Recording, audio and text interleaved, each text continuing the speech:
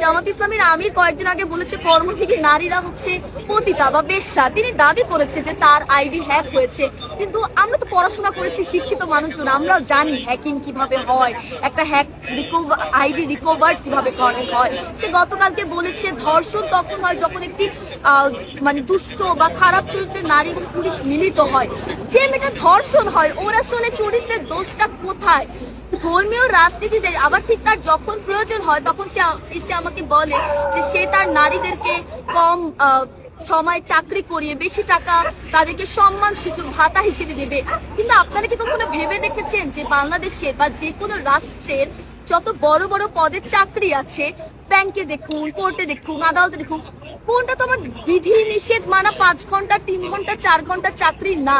তাহলে সে কি আসলে ইনডিরেক্টলি বলতে চায় যে আমার নারীরা আসলে তখন ওই বড় পদ পর্যন্ত যাবেই না, বা আমি আমার নারীদেরকে অত বড় পদ পর্যন্ত যেতেই দেবো না? এগুলোকে বলা হয় রাজনৈতিক প্রোপাগান্ডা, যেখান থেকে সে আস্তে আস্তে একটা বড় সংখ্যক দেশের অর্ধেক যেখানে নারী, সেই জিনিসটাকে আস্তে আস্তে সরিয়ে দিতে চায়।